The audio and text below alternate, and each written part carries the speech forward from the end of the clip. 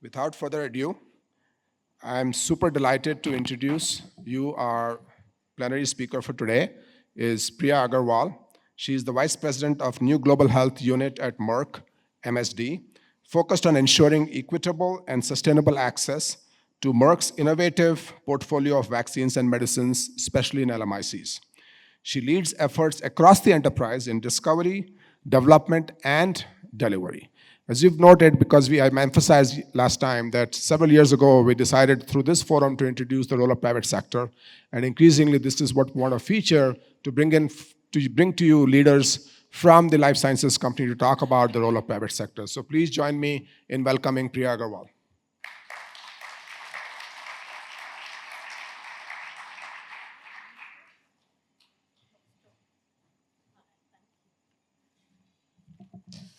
Hi, everyone. Good morning. Jumbo. Wow, you're still asleep. Jumbo. Okay.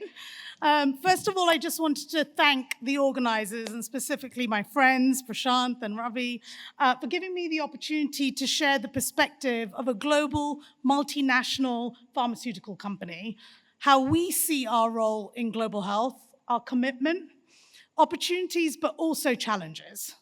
So Merck, and it's actually known as MSD outside of US and Canada, but because I'm based in the US, I may sometimes slip up, but it's MSD here, has been in the business of health over 130 years, right? So vaccines, antibiotics, products for non-communicable diseases, whether it's diabetes, high blood pressure, cancer, family planning, and on and on and on. When it comes to global health, and specifically diseases particularly relevant to low and middle income settings, we are probably most likely known for Mectizan, right? Our product to prevent river blindness. In fact, fun fact, there is only one statue, unless they've done some renovation, outside the World Health Organization.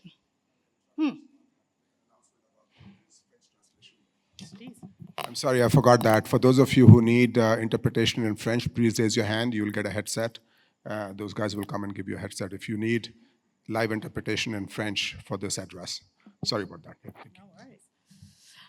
This is my favorite story, so I don't mind telling it twice, especially for those of you from World Health Organization. So there's one statue outside WHO. And it is the same one statue in the headquarters of MSD back in New Jersey. And it's the man, the blind man with the stick and the boy leading him in front. And what's exciting to me about the Mectizan story is it's probably the earliest well-known public-private partnership that WHO did. It also was the very first time that WHO, or a large organization, did community-based distribution. And if you speak to the folk that are sort of still around in the ecosystem that were part of that, they said that they only felt comfortable doing community-based distribution, was a very new idea, because private sector was at the table and could de-risk the experiment. However, Mectizan is a donation. And to this day, the donations of Mectizan consist of more than, I think, 70% of the billions of doses of all our products that go across the world. But as I said, donations. We then, and I'm just picking the big initiatives, we of course do other donations, voluntary licenses, like with the COVID treatment, vaccines commitments to Gavi and products to Global Fund. But the next big thing was MSD for Mothers, or Merck for Mothers. This time, it was a large financial commitment, sort of $500 million over 10 years. We leveraged another $500 million. It grew to over $1 billion. It's extended a little bit beyond 10 years, which it wasn't supposed to do. But what was unique about that was the CEO wanted to ensure this wasn't a grant writing sort of body. We would fund anything as long as it leveraged Merck expertise, so the expertise that helps the pharma company be successful, and I can see some of the partners in the audience here.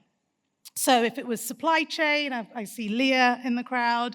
If it was product acceleration, there's some people working on carbetocin here.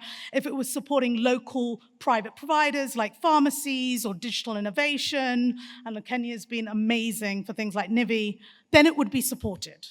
But it was not a grant funding initiative. But what was interesting about MSD for Mothers was it was non-commercial in nature. It was 100% focused on maternal health and is, for a company that had no maternal health products. That's when I joined the MSD journey. I was still in the pharma is big bad pharma. I was in global health and development and academia. I was doing a little bit of innovation. And I remember sitting down with the CEO, who doesn't normally meet people at my level, because I wanted to know if he got fired, was the $500 million still going to be there? He told me he wasn't planning on getting fired. I also wanted to know, was he willing to take some risks? And he's like a lawyer, so he said, well, calculated risks. And then I'd heard about this thing about performance-based bonuses. So I was like, I'm going to have to hire monitoring and evaluation because I want to know, are we measuring how many deaths we save? And I loved that it was non-commercial, and it made me feel okay about joining pharma. I evidently haven't left. So fast forward to today, right? So donations, corporate responsibility, fast forward. I've done vaccines business in the UK. I led the Africa business. I then, until very recently, was leading HPV vaccines.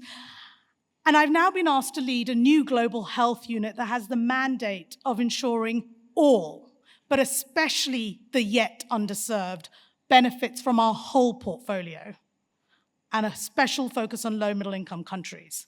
But the kicker, in a commercially sustainable manner. Those two words, commercially sustainable, change everything.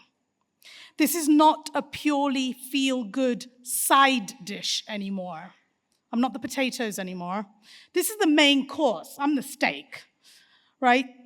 So this is going to require us to rewire how we do business as a company, from discovery in the lab to development to delivery, so that all benefit from the life-saving vaccines and medicines, but in a sustainable manner. It's portfolio-wide, so Ravi, thank you for mentioning NCDs. So it's not just for products that are deemed high priority for low middle income countries, which usually end up focusing on infectious diseases, and maybe a little on maternal newborn health. This is recognizing that many of the countries in Africa and other low-income countries face the triple burden of disease, and you're living this. Communicable, yes. Maternal newborn child health issues, yes, but also non-communicable diseases. If you look at all the data, actually the greatest burden of disease of cancer, diabetes, cardiovascular is in LMICs. It's also for our current products, but our pipeline products too. So I'm a little scared. I'm also nervous and excited. I'm quite new in, so I'm not going to pretend to have the answers on how we're going to do this.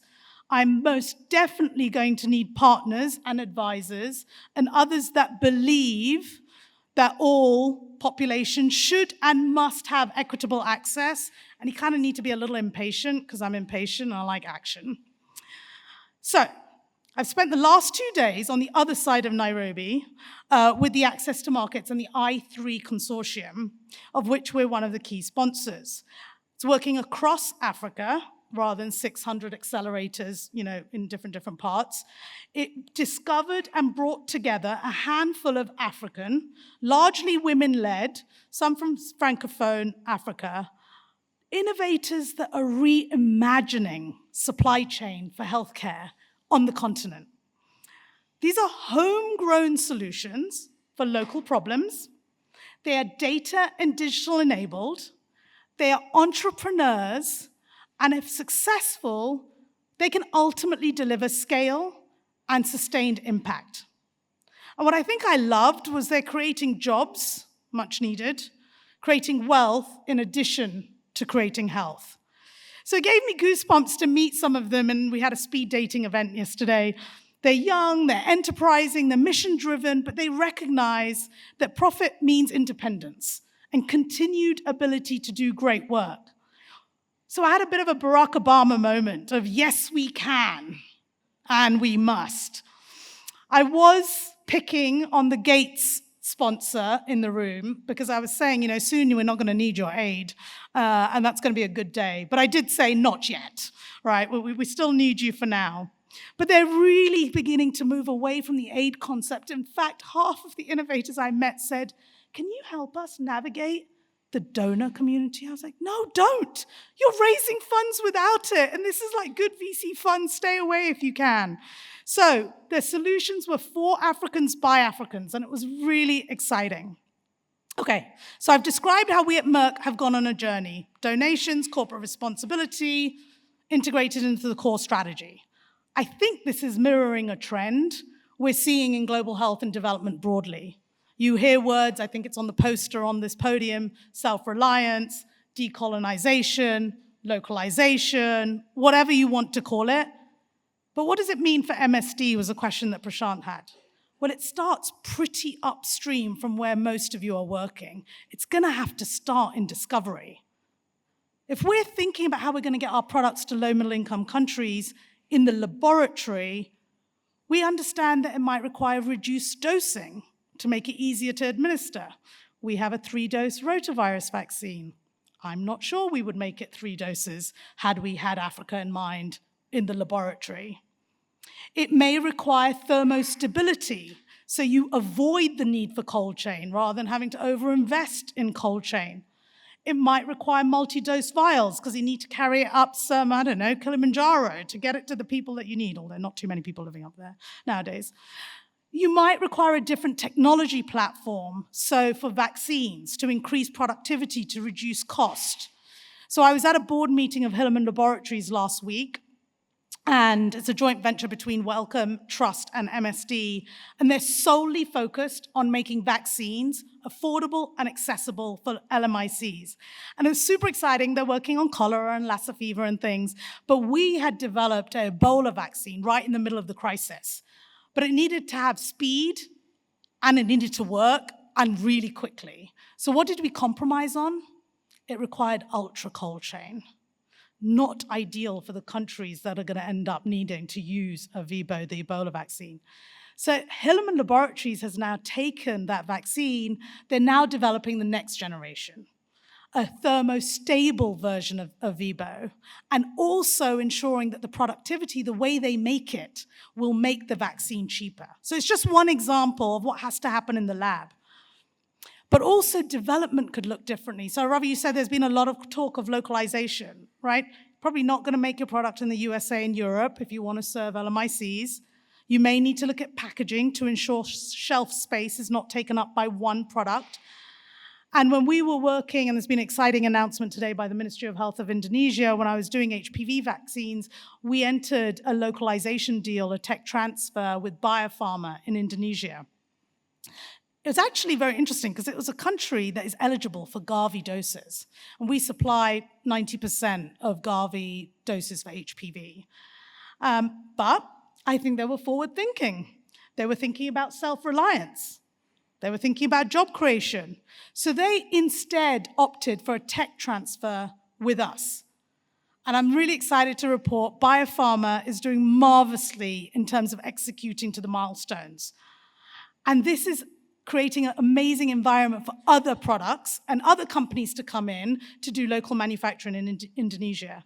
The Minister of Health was in, I think, DC yesterday. I'm not sure what time zone we're in, but they just announced, and this is what's so wonderful, they've just announced a larger commitment to eliminating cervical cancer because now they know they will be able to get stable supply because they're making it in country. So they're going to accelerate their program, do multi-age cohorts, might even think about boys vaccination because it's being made in country now. So a few people in this audience have asked me, why did you do that? First, they asked. Indonesia wasn't on my radar. They had access to Gavi doses. We had loads of supply to Gavi. I thought they would just use that. But as I said, they were thinking ahead. Secondly, they had a healthy, predictable market. And this is really critical as we think about localization. They could demonstrate that they would have sustained demand for locally produced products. So we got a really good demand forecast. We understood that they had stable volumes. And they also have a pretty well-functioning, sufficiently funded health system to procure and deliver. So from my perspective, it was a no-brainer. But then you've got to send your manufacturing due diligence team in, and they go into these countries and look at these facilities all the time. And I was not sure, I mean, it was like 50-50 whether they were going to come in and say yes. So they go, and they come back and they say yes. That doesn't mean biopharma is perfect and was perfect. All it means is that they had the basic ingredients of success, so together we could make the metaphorical cake. And they're delivering. So I've talked about discovery, I've talked about development, localization, regionalization, packaging. We've got to talk about regulatory, because your regulatory filing strategy may change. I don't know if you're aware, but if you have a WHO PQ qualified facility, actually just the engineering specs of not being an FDA-approved facility means it's cheaper. It's not worse, it's different. So actually, you've got to even be thinking about, are you going to require WHO pre-qualified product or EMA or FDA when you're building the facility? Some countries require clinical trials. Historically, we would do clinical trials for our top 10 markets. Then India would call us many years later. We're going to need our own data. Then you start the trial. It just delays it. Now, if we're thinking we're going to get a product to India or somewhere in Africa, we're going to start the trial sooner. And then, probably more relevant to all of you, it impacts how we think about delivering and commercializing our product. Who are the players in the supply chain that are most cost efficient? Have footprint where we need to reach, e.g. countries in Africa, the rural, underserved areas of our markets, can deliver quality, reliability, good forecasting, reduce risk of waste, ability to plan. I could go on and on and on. And I think digital and data is sort of supporting some of that. In India, we just launched an end-to-end traceability program, all the way from plant to patient. My colleagues in supply chain say we're the first company to do that. I don't know.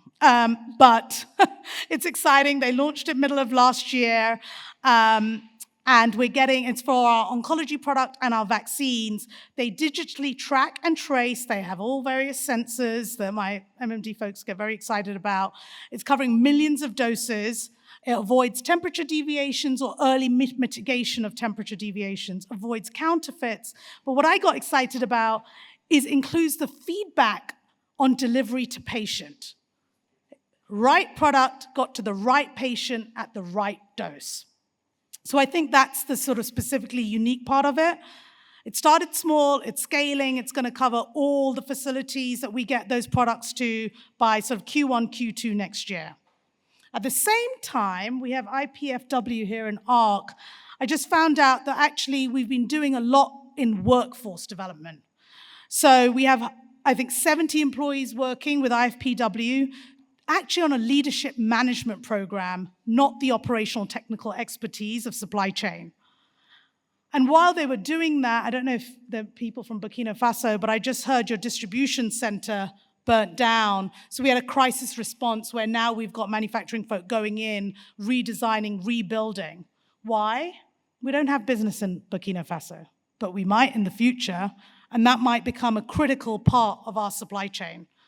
So I'm saying all of this because at the end of the day, we still have lots of problems to solve, and partnership is going to be key. How do we reduce the cost of cold chain? How do we identify local partners that can plan, source, and deliver in a cost-efficient manner? And how do we ensure that they meet the criteria that a global MNC is used to having from its partners? Ultimately, being commercially sustainable is not rocket science. You have to either increase revenue, so that could be price, or you could be reaching more people, volume, or you need to reduce cost of doing business. And actually, one of the best levers for reducing COGS is volume. So I'm going to stress this. The critical thing that we need is a true sense of demand, and demand that is stable and predictable and measurable if we're going to continue to have this commitment. An unmet need does not equal demand. Do you have a way to get the products to the people in a reliable way. So yesterday it was exciting. There's pharmacies, employer-based solutions, online e-commerce platforms, mobile solutions, all of these creating new access channels that to us end up meaning demand. They're also digitizing and embedding data. And as one of them said, data is where the money is at. They're creating powerful data sources, and I'm sure all of you can do this as well, to inform better forecasting, better understanding of the customer, but also the consumer.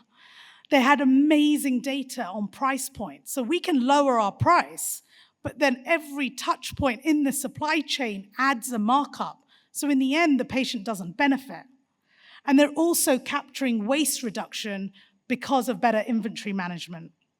So that granular data, in the end, fuels better access for these inventions. Okay, so just in case you fell asleep in that long burble, my summary so far is, it's for us, time. I think we're playing catch up to some other companies who have sort of come in, some may have gone out, so we're coming in with humility. But there's three things that we really, really need. One is we need the demand market data. Local for local is great, but public-private partnerships are going to end up being critical. So let me end to say, I am not a supply chain expert by my credentials. My area of expertise before I joined MSD was what I now call the bookends. Bench, scientist, bedside, doctor who treats, and how we went from bench, life-saving invention, to getting it to me so I could diagnose and treat was a complete black box for me. But that ignorance was a luxury I could afford because I started my career in a country that had fast access to innovation because it had great regulatory system. It was a country that could negotiate affordable pricing due to the purchasing power it had. And it had robust infrastructure and supply chains that were reliable and worked. So I never saw a problem. And most of the work you do, when it works, we at the other end go, I don't know if we even say thank you. It's invisible. But then I started to practice closer to my father's home in Tanzania, starting in Blantyre, Malawi, back in the 90s. And there I realized how useless I was without product. I will never forget this almost 16-year-old boy, Patrick. He was crazy about football, he knew all the different teams, and he came in initially very red and agitated, and very quickly was becoming gray and deathly still. I was relatively early on in my medical career, and I naively said, we need to do a lumbar puncture, spinal tap, something where you put in the spine. And the medical officer on duty that evening laughed and said, why? What's the point? And I looked at him, said, well, I think this is meningitis. We have to diagnose it, and we need to know, is it viral or is it bacterial? If it's bacterial, we need to give him antibiotics. And I'll never forget the look on the medical officer's face. It's the same facial expression I have with my 5-year-old daughter when she says something beautifully innocent but completely ridiculous. And his response was, do you know, Dr. Priya, that I could not treat Patrick's anemia if I wished with what we have on the hospital's pharmacy shelves, let alone meningitis. No, we need to just give him supportive care. And by the way, when you go to the tourist market tomorrow, I don't want you to be shocked when you're buying your trinkets and your souvenirs that you're going to take back, because you will probably see people with a mat on the floor selling products that you wish were in their hospital pharmacy that have been sitting out all day. And he was right. So that night, the following day, and Patrick's final night, all I could do was sit by his bedside, give him fluids, beg him to have some soup, and pray. That is not why I trained as a medical professional. And so for me, there was born the desire to ensure I played a small part in getting life-saving inventions to those who need them when they need them. And that is where most of you come in. So as I've taken on greater roles inside, I've got a deeper sense of appreciation for what you all do and how critical the work you do is. Because there is no bench to bedside without all of the work you're doing. So let me end by saying two things before I completely lose it. I am committed, MSD is committed to ensuring all get to benefit from our life-saving inventions. We don't have all the solutions, and we will need partners, but we care and we must. To you, I want to say asante sana, thank you. Sometimes the work you do, some of you will say all the time, but sometimes the work you do is super hard. Sometimes it is invisible, especially when it's all going well. And I'm sure oftentimes it is frustrating. But the work you do ensures there are no more Patricks losing their life too early because we couldn't get what we needed to him at the right time in the right way. So from the bottom of my heart, thank you for all the work you do.